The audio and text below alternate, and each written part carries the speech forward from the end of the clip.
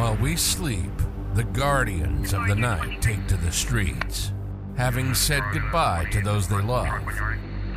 Each other knowing they may never say these words again, they face the evil that we run from. They dedicate their lives to those that would hate them because they wear the badge. They wear the badge not for the glory or recognition, but because they were born to honor the thin blue line. This is the LEO First Podcast. We'll talk to the men and women in law enforcement, those that have retired, and anyone who's impacted by law enforcement. We'll peel back the curtain, and you'll get the real stories. The good, the bad, and the ugly.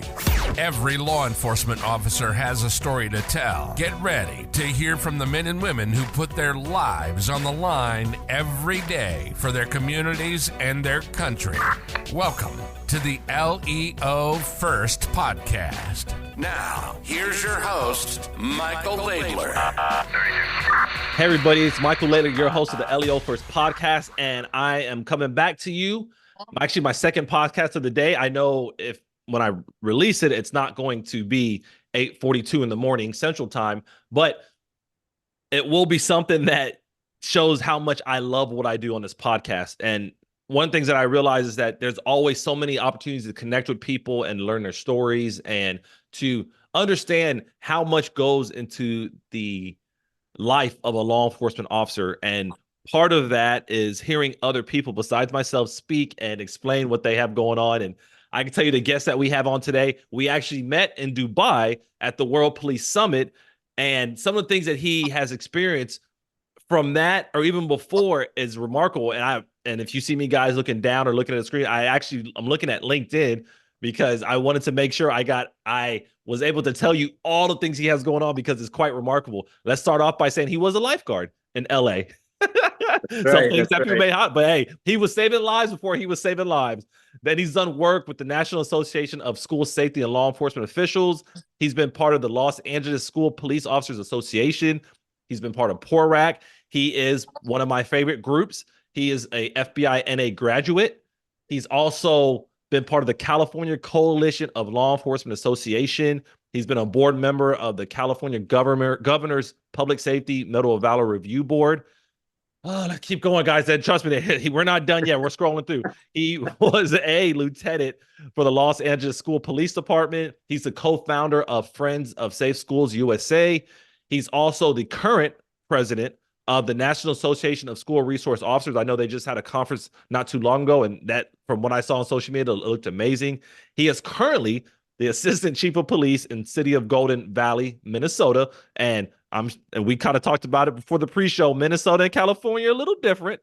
He's also a representative member of the U.S. Department of Homeland Security. And finally, it looks like the most recent thing that he got himself into is the Minnesota Justice Research Center, where he's a board member as well. Now, you guys, I know I don't always highlight everybody's experience like I did with or I've done with our guests, but it shows that if you want to be impactful and you want to be part of something more than just your agency, there's a lot of opportunities out there. And if you don't remember everything I said, you can find all that is on LinkedIn because he wants you guys to understand, like, hey, I'm promoting the growth of this industry. And I recommend it. And we'll talk about how we can reach out to him later. But just know that people are out there making a lot of improvements and changes to make this industry better. And our guest is no different. Now, you guys have been hearing me say guest, and I'm sure you've probably seen if you're watching the video version of it. But today we do have Rudy Perez on the line and on the air with us. Rudy, tell us what you want us to know about you. Well, first of all, Michael, thank you so much for bringing me online. And it was a beautiful encounter when we met in Dubai. When you meet somebody that has the same spirit, same mind, you automatically click and you go, hey, man, what a great two Americans sitting in Dubai making an impact because Dubai wanted to hear what Americans want to hear, what are doing, right? American leadership and law enforcement are doing. And to meet you there was a divine connection. That's what I always say. It's a pleasure to be where I'm at. A little bit about me. I'm an immigrant to this awesome country. I immigrated from Guatemala when I was young. Two amazing parents. So I wasn't born here. English is my second language. I always tell people this. So along the way came lifeguarding, like you said, and I was like, Mom, what are those boxes out there? And I went one day. I went to the beach with her. And she's like, those are lifeguards, and they're like, wow, that's awesome. And you walk by the pool. What do they do all day? They get paid to be by the water all day. I'm in. And long story short, at 13, I became a junior lifeguard that propelled my career into first responders. I'm in the beginning. I guess I wanted to be. I don't know what crazy. I wanted to be a fireman, but you know what? There was a freeze, and I said, no, I'm not going to be a hose dragger. I'm going to be actually saving actual people's lives, getting in there first before that. So I became a police officer at 21 with the LA School Police Department, where I've led 22 years of law enforcement, went up the ranks from officer to training bureau to detective to sergeant, left as a lieutenant. Had the amazing opportunity to come out to Minneapolis, in the city of Minneapolis, in the suburb called Golden Valley. And here's where I was offered an assistant chief position, where I'm leading an amazing organization, an amazing group of men and women that truly love moving forward. It's a progressive agency that we have the ability to make an impact in so many ways. But here's where I'm at now, and I think my career's has been an awesome career. And you're right, I've been involved in so much other than my day-to-day agency. And I think you're absolutely right. If you have the ability to make an impact, and it does take time. It takes time from your family. It takes time from other places that you want to be. You're not working the overtime. You're making an impact on other organizations that you're probably volunteering or giving some of your money at. But I can honestly tell you, every organization I've been to has positively impacted my career in the right direction, but also I've been able to grow and bring people along the way to make an impact in law enforcement. And not only in law enforcement, but in our communities. We've been able to give so many toys and school supplies and meals that we did as a young officer. A friend of mine named James Ream, both of us started this organization, and we make the impact across the world. So it started in California. Now we have an office in Pennsylvania. There's also an office in Miami that are driven by police officers, and they're working at their own place, and now here in Minnesota too. So that's the impact that where I'm at today, and it's in a nutshell. But thank you so much for allowing me to be here and having this organic conversation with you. Yeah, and I love how enthusiastic you have, because as I mentioned, it's early in the morning, and I'm a morning person. You may be a morning person as well, but I know you have a lot of stuff going on. One things we talked about was that you just moved in, you got your new house up there. Obviously, changes are tough for us in law enforcement, and going from a state like California, especially, and it wasn't like any city in California. You were in LA, the busiest one in the state, at least from my understanding.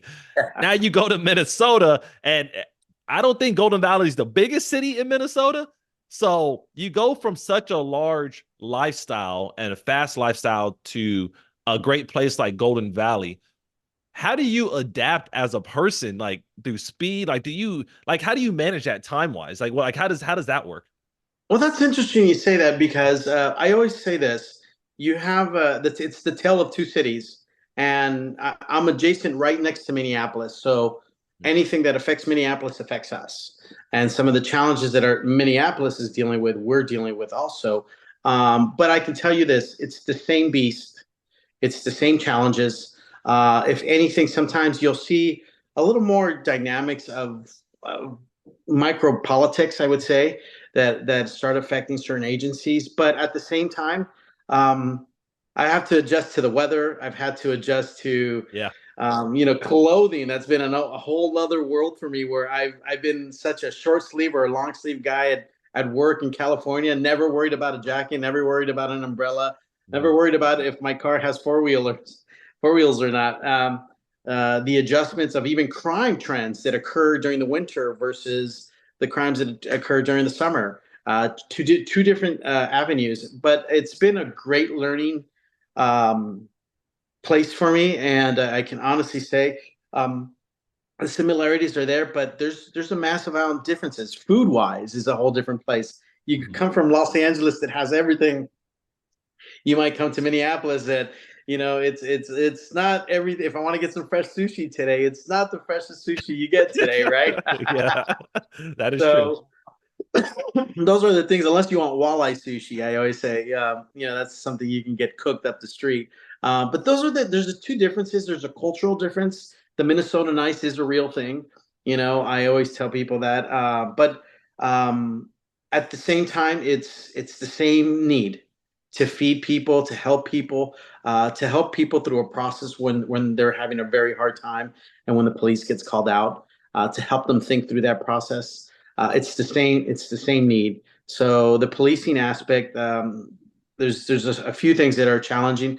It's nice to come to a city that is well off, that is financially has and supports its police officers and its budgets, and equipment wise, you have an agency like Golden Valley that really takes care of their officers, versus the big mega LA contacts that you have, that you're driving a car that's 150,000 miles, while my agency comes in and says, hey, listen, we're going to switch out cars every 90,000 because that's what the recommendation is. And I'm like, that's a brand new car for me back in LA. I'm gonna have some cool wheels and AC. Yes, as long as it had wheels and AC, exactly. So it's nice to come to a city that supports them financially, equipment wise is all there, and then we're growing together as an agency. This agency has truly gone through a lot in the last I would say 2 years, and I am the agent of change. You're right. Chief Green brought me in, and I think some of the challenges that law enforcement has is we don't like the status quo, but we also hate the change.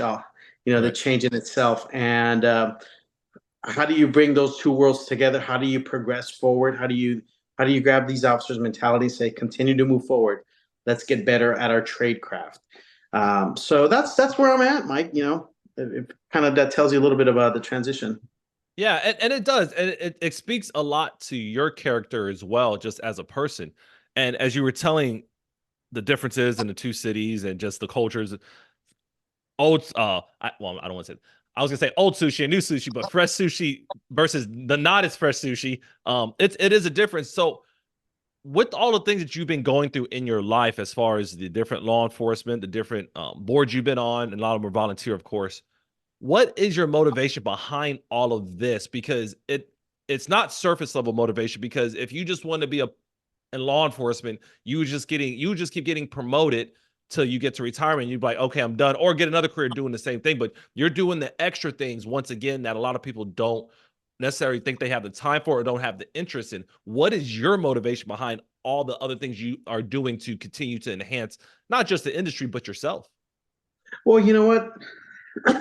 Growth begins with me. And I'm in an industry that can get stagnant. It can get very systematic. Like, this is the patrol day. This is what we have. This is the new laws. Let's keep moving forward. Somebody committed a crime. We have to address it. And I came to the conclusion, if I didn't expose myself to organizations, whether it was the nonprofit world, whether it was the legislative world with PORAC and CCLEA, whether it was the SRO world and the school safety world with NASRO, it wouldn't refine me to be a leader that thinks at a global perspective to a micro perspective, if that makes sense. Yes. I have the ability to transition into a place where you speak at the World Police Summit with thousands of people and still convey a message that law enforcement worldwide has to have an impact. But yet I'm able to meet with my small community or my small community next door, or a community group that says, hey, what are your challenges? And let me help you at your level. And because I've been exposed to so much throughout my career, good and bad, has given me a perspective to bring resources. That the race that I'm in, the growth that I'm in, is not about me anymore. It's about raising the next generation of mature police officers. Yes.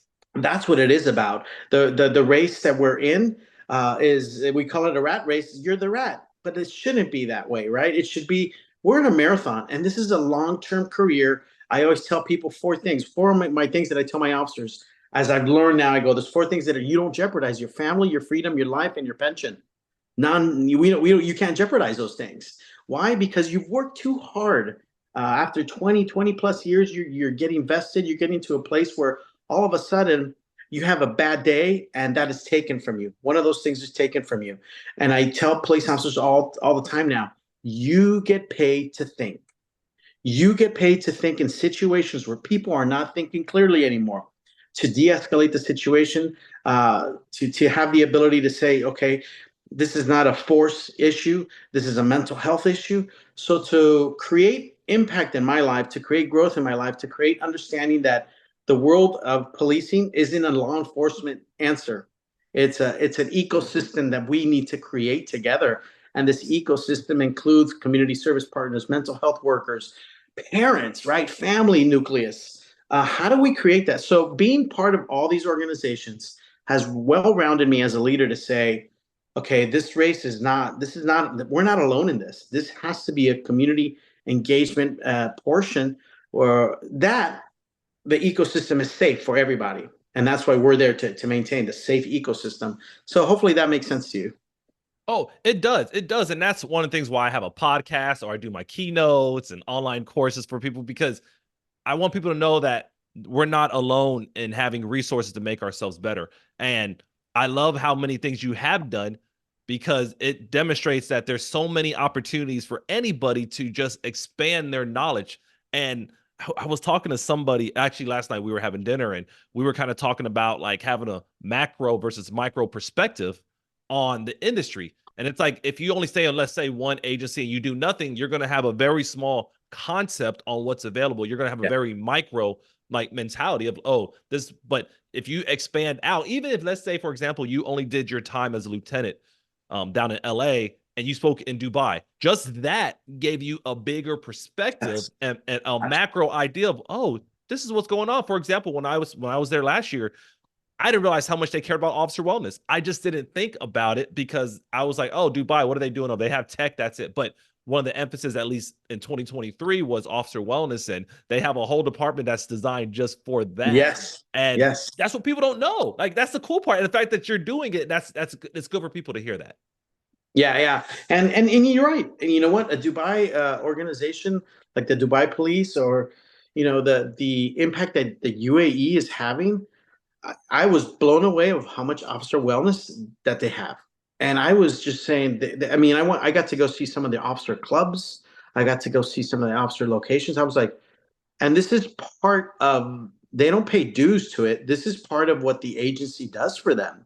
Wow. And, which is getting me to my point, and my agency, we are emphasizing on officer wellness. And, I always tell people this: there's officers in your agency that have so much talent, right? And they have so much energy. And yet we turn around, we go, okay, go write traffic tickets, or go do this, go do that enforcement. And they're like, okay, no problem.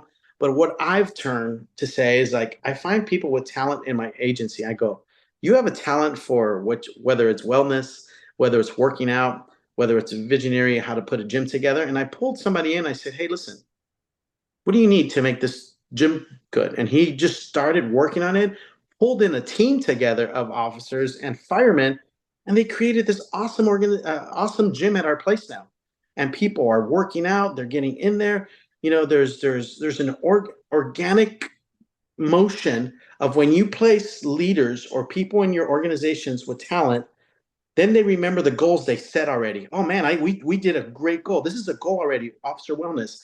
Now my next goal is, let me push him or her to a little bit of an uncomfortable place, but going, look, same mentality, same goal settings, same concepts that you have. Now we're gonna it's not in this area, but it's in another area. So when you empower your police officers to do something and move in their goal, it's such an impacting way of leading. And I was taught that along the way with some great leaders who said, let Rudy do what Rudy does. They used to call him the Rudyism.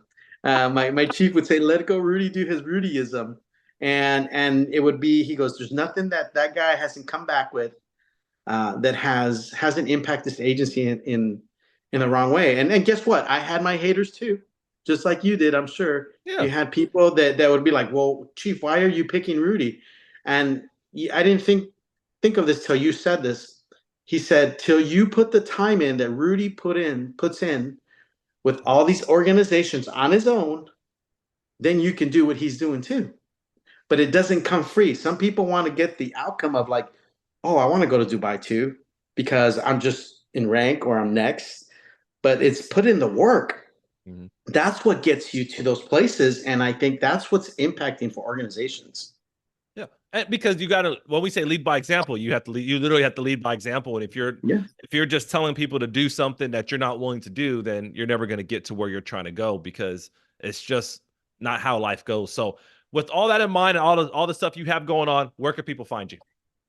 Well, you can find me on social media. I think it's Rudy Perez SRO on Instagram. That's there. You can also find me Rudy Perez on LinkedIn, which is I do a lot of information there, push a lot of information out. Also, my email is always available, is Rudy_Perez at att.net. That's Rudy_Perez at att.net. Please send me an email. And, I'm always willing to have conversation. I'm like you. I travel the country. I get to speak keynote in places that I never would have thought, but I've been able to travel to 28 cities and a few countries across the world and speak on leadership and speak on movement. My forte is obviously school safety, but that all comes back to one thing. Do we lead? Do we lead the right way? And every organization in policing needs leadership with courage, professionally, and empathy. That's the way we should be leading. And that's my heart, Mike.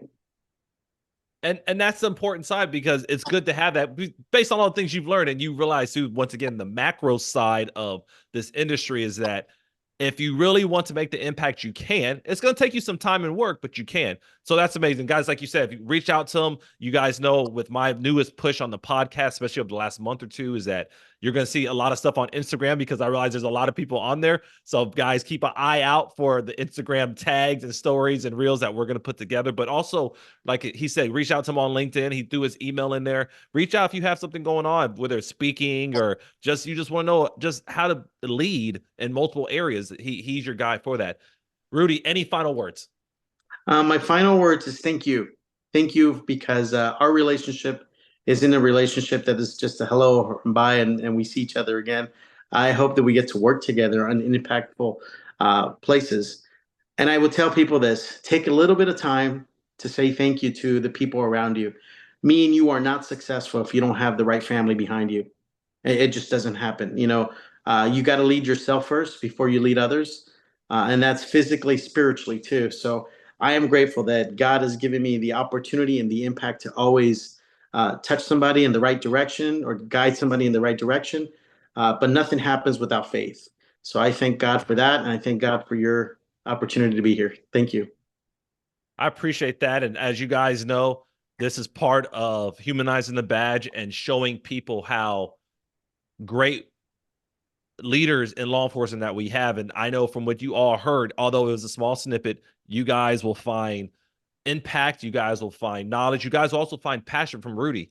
And I think just from our time knowing each other and just having the same things, it's funny, if someone listen to this, they might be like, wait, is Michael talking? Is that Rudy? Because Michael's voice is a little different now, but we talk about the same things: leading ourselves before we lead others, putting family first, being spiritual, having a physical, like some kind of standard, because all those are important to help you live the life that you're able to live. And That's right. As you build those areas up continuously, not just once, you're going to find that level of happiness that you're looking for. And it doesn't come overnight. It doesn't come by miracle. It comes through putting in that work in all those areas, all those facets. Right. So the fact that you're doing that, Rudy, consistently, it's amazing to hear and see, and for people to understand, like, hey, if you put in the work, it will come. We don't know when, because especially if you're a person of faith, sometimes things you got to wait for. You don't know. You can't dictate it. But fortunately, Rudy, you've been blessed with getting some of these other things very often in life, which is good. And it comes from just putting that work in. But guys, thank you for watching this episode. I know you guys will understand a lot and appreciate a lot. If you guys liked it, which I know you will, like, comment, share, repost, push it out, because we want you all to know the opportunities that are out there for you. And sometimes it's just sitting up there, rolling up your sleeves and applying for things, or meeting the right people, right, and just meeting people and just being a good person. That's right.